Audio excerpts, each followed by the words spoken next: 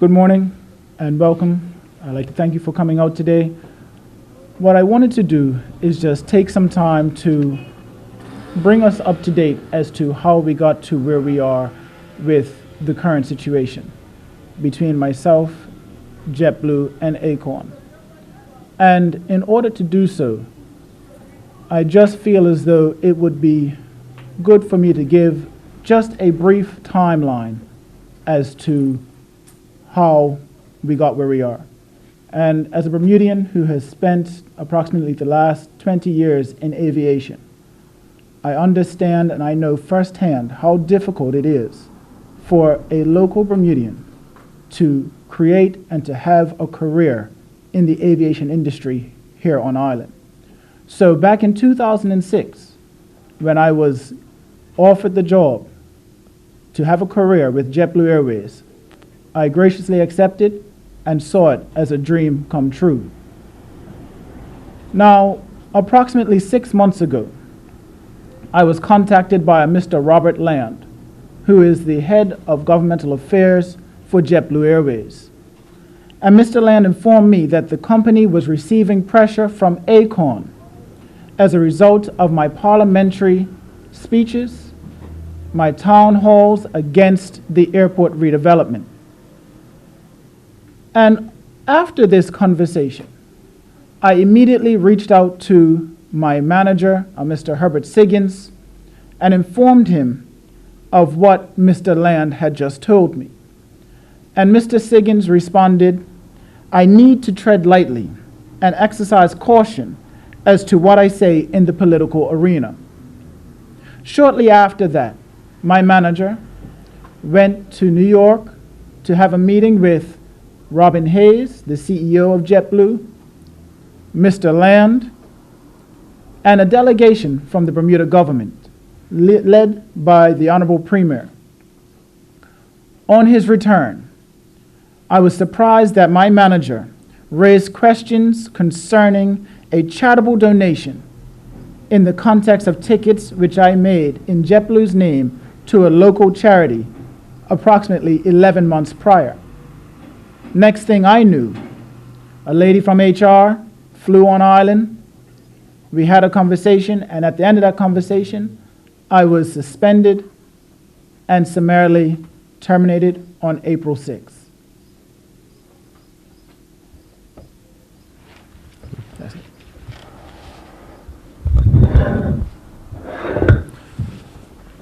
Good morning. The Bermuda Progressive Labor Party condemns the termination of MP Lawrence Scott in what appears to be retribution for his public stance against the One Bermuda Alliance's plan to privatize our airport to a Canadian company, Acorn.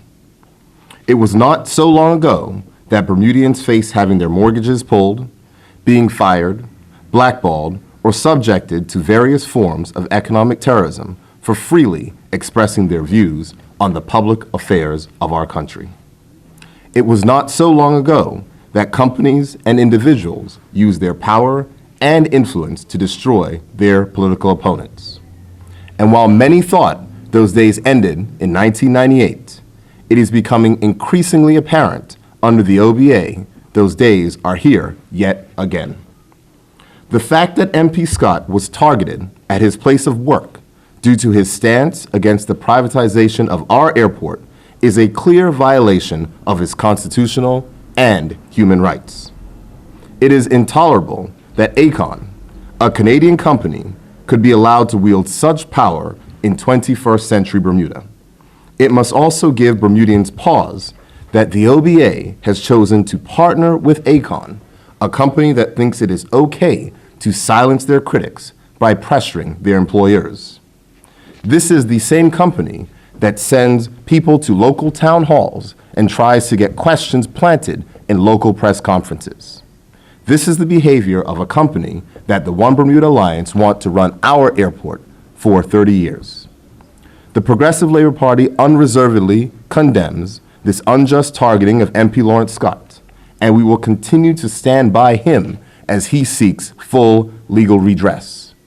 This type of behavior has no place in Bermuda in 2016, and we call on all Bermudians to stand with us as we fight against those who would seek to roll back the clock and take us back to the days where our leaders are punished economically due to the political stances of which they take publicly. Thank you. I'll take any questions.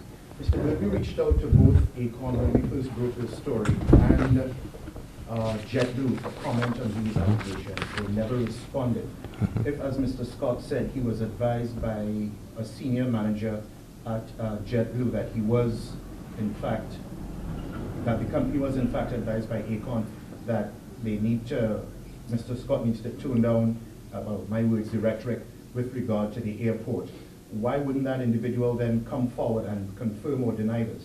Well, I can't speak to what happens with JetBlue. I can only say that what happens with Aecon and or JetBlue. I can only sit here to say that this Progressive Labor Party stands behind MP Lawrence Scott, who has clearly been targeted by Aecon for the steps or the stance of which he's taken publicly regarding the privatization of our airport. And I think that it is absolutely shocking that he would be told in his capacity as an employee of JetBlue that his public statements in his job, which should not in any way, shape, or form interfere in his public job, should not interfere with his private job, that somehow that became an issue at his place of employment. I don't believe in 2016 we should be going through these type of things, and I think that is quite shameful.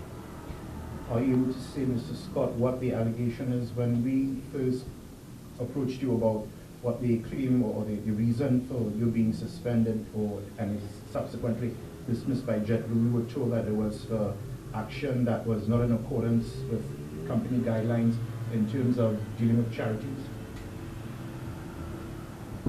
Being as though that with this being in front of the courts, I will be mindful that I cannot go into detail, but there has been no more specific terms that have been articulated towards me. Adam? So, are you allowed to go into greater detail about the charity tickets, who they went to, and what the nature of that was? All the details are in the court documents, and as right now, I would probably be remiss if I was to give out such details. Well, we both had stories on our both medias that it was involved with your fraternity that you've been involved in, but there were many other charities benefiting from that over a period of time of which there was no offense taken. No, I have in the past given tickets that I have earned through volunteer hours to my fraternity, and it has not been an issue in the past. It has seemingly become an issue ever since the airport redevelopment has become an issue.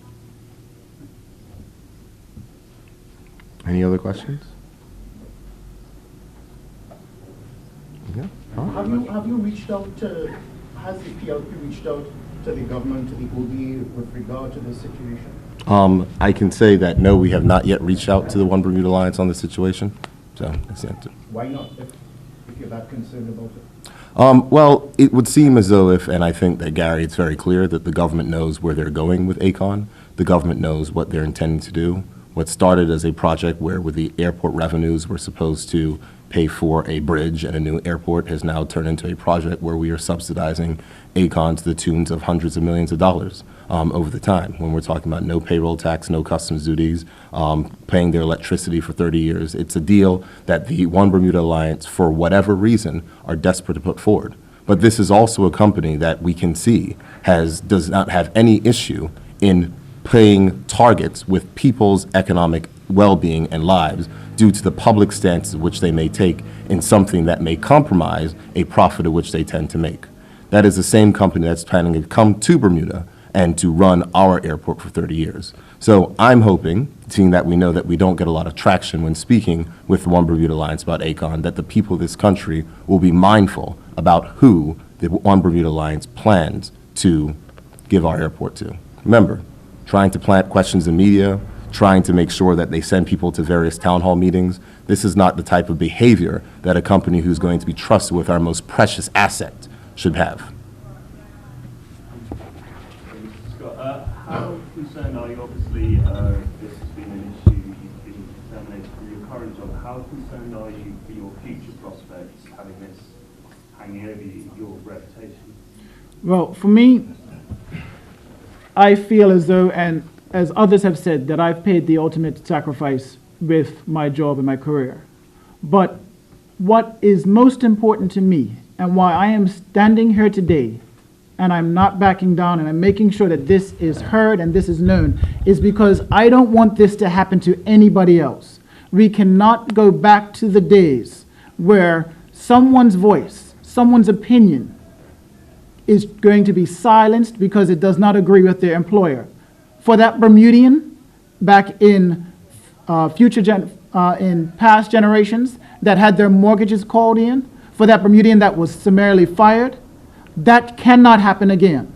And for me, if it takes myself sacrificing my career in order to make sure that that my countrymen won't have to sacrifice theirs and won't be subjugated to having a foreign entity, two foreign entities, any foreign entity dictating what they are doing as being employed, let alone having a foreign entity try to silence, manipulate, or dictate what is being said in the House of Assembly, that is what I'm most concerned with.